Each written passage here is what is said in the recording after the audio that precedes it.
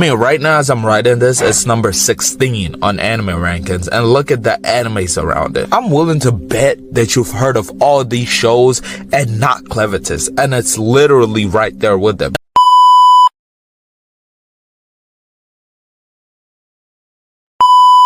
Of dark beasts wants to see my breasts? I must be dreaming. The baby is hungry. Stop your tongue and bare your breasts. Boy, ain't no way, boy. Boy, ain't no fucking way, boy. Ain't no way, boy. Hi. The people who made this 2025 summer anime called Clevatess put so much effort into it, and you're not watching it. How do you think this makes the animators feel? Now, I realize you probably still don't give a f, but hear me out. I think this is one of the best shows out this season, and I don't like how it's being overlooked and disregarded because of its lack of pre-release hype. So I made a video about it. In the land of myth, at the time of swords and 2 showers a week, the continent of Ethia lived in peace. The countries existed in harmony and the people lived in joy. Humanity thrived. It is known that land exists beyond this continent, but no human has ever dared to venture out of the boundaries of Ethia because Eren Yeager hadn't been born yet. Also with the fact that they're surrounded by dark beasts, led by the powerful 4 lords who protect the south, north, east, and west. These 4 catastrophes have destroyed every single expedition and stopped every attempt humans have ever made to advance beyond the ends of Ethia. Oddly enough, the 4 lords never stepped foot into human lands. Well, that wasn't until the wise Hidden King, guided by prophecy, or maybe just brain damage, decided to do the stupidest, dumbest shit he could think. Seriously, what was his plan? Was he mad? Why did he do this? Why did you do that? Anyways, he gathered the 13 greatest warriors across Ethia, crossing them heroes, and armed them with the sacred Heidenite weapons only a pure-blooded Heiden could forge. Their mission? March south and slay Clevatess, lord of the southern dark beasts. And with the destiny of humanity on their shoulders, the valiant heroes stood before the mighty beasts with bravery and got their ass throttled, mocked, eviscerated, obliterated, embarrassed, shamed, discredited, dishonored. They got their asses fried, bro. Clevatess understandably mad because these people just encroached on this land on a random Tuesday night. Bro was chilling watching Troy or some shit. He didn't stop there. On that same night, he descended on Haiden and its people, looking like a dark Kurama, and wiped out the entire country, including the king. As big as Haiden was, not a single human survived. Well, except for this lady who was alive just enough to gaslight him into taking this baby in. So basically, this Lord of Dark Beast is responsible for keeping this child alive till he grows up.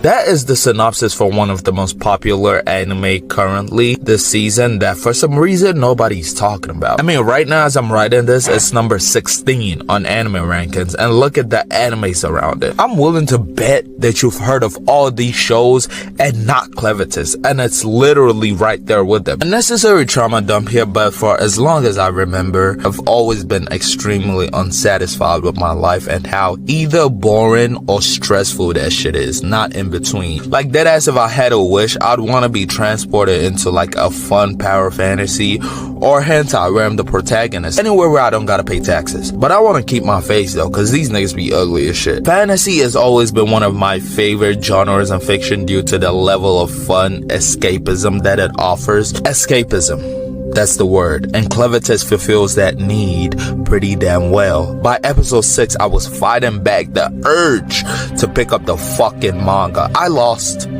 I lost. I picked up the manga. But we're talking about anime here, so it doesn't matter. Even with the simple fantasy world building that it has, I still want to figure it out and understand the pieces. Simple but engaging, because when you look at the art, not gonna lie, it's given generic fantasy. It's given broke. It's given we see this every season. And you probably do, but I promise this one is actually pretty solid. The nigga who wrote this got a brain for sure. He doesn't have any pics of himself though. Why is that? Oh, I knew it.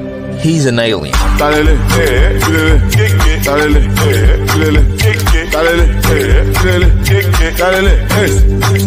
The main guy, or girl?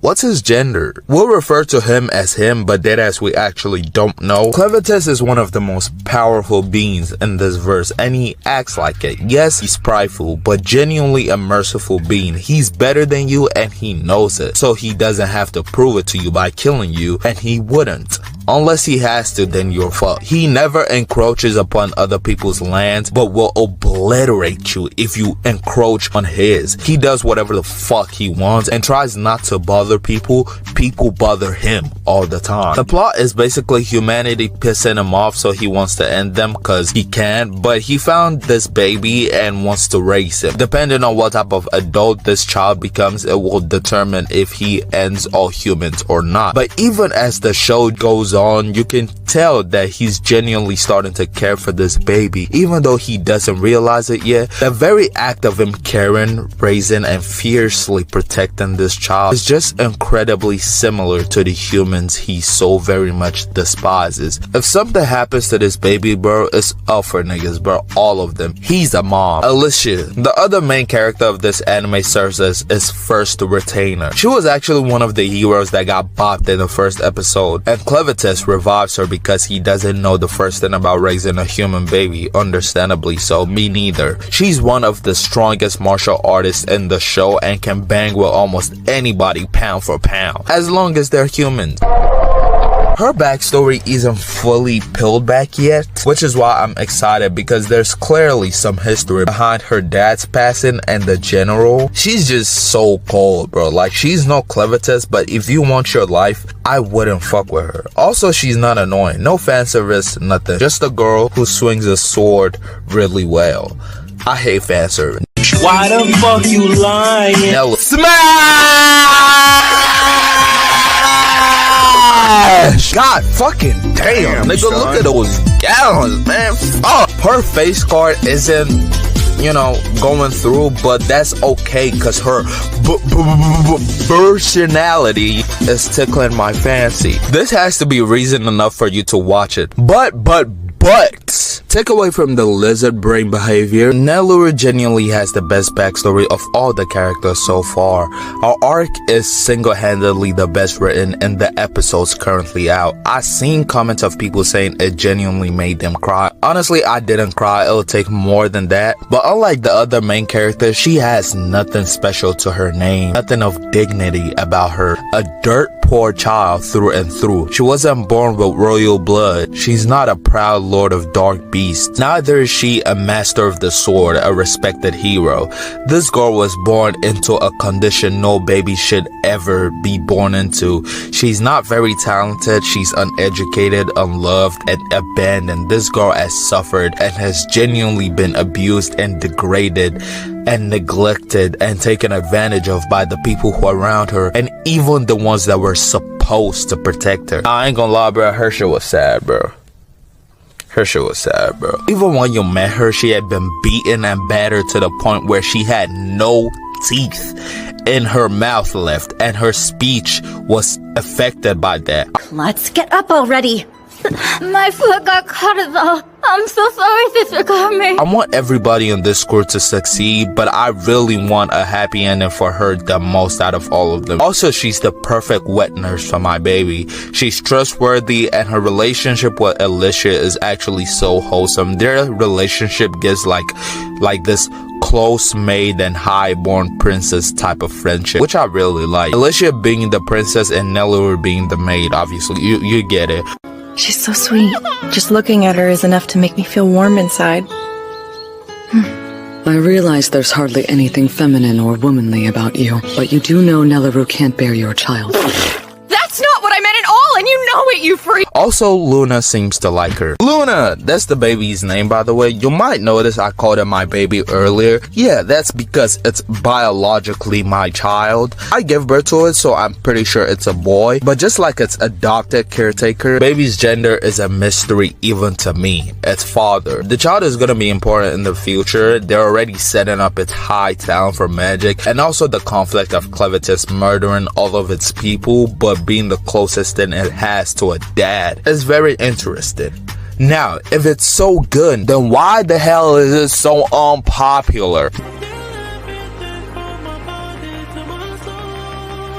Now, I understand it's not Gotcha Cooter or Lord of Mysteries, but if I said I wasn't surprised to see how little reactors are watching the show, I'd be a big fat liar. I mean, I guess it doesn't have as much motion as the big hitters of the season, and at the end of the day, reaction channels are a business. You want to focus on the top animes of every season, which I guess is a valid reason, but honestly not really, because Clevatess got some motion. I feel like if you had been to any of your illegal anime websites for the first like 5 weeks, Clevatess was consistently in the top 10 shows. So even without pre-hype, enough people were interested in it initially, but it eventually fell off the top 10 because it's not being talked about enough, at least not as much as the other ones at the top page. So a lot of people are interested in it, but it's just not popular. Popularity wise, it really cannot compete. Should you watch this over the heavy hitters of the season? I wouldn't say that necessarily. If you already have your main ones and don't want any extra plot lines to follow, I understand. But if you're bored and looking for something else in the season to add, just try Clevatess. I promise it's really good. I read the manga and the story actually like got better. The world building, history and stuff like that, like it's actually thought out, you know what I'm saying? They just don't upload often. But the only way the anime can sell this season is if their animation starts to suck. Hopefully not, but the characters are well written. You're not gonna find the next Eren Yeager here, obviously, but they check off everything you need for decently written characters. Good backstory, likable personalities. Yes, one of them is basically God in his verse, so he has no vulnerabilities, but he's still pretty entertaining on screen, and he doesn't solve every problem in like 2 seconds, you know what I'm saying? He goes through issues too. I give it a 6 out of 10 so far. Why do I keep giving shows of this season 6 out of 10, man? It's just like I did with Lord of Mysteries. That shit was hard, wasn't it? Click and watch the video. I love you. Bye. You're always worth it, and you deserve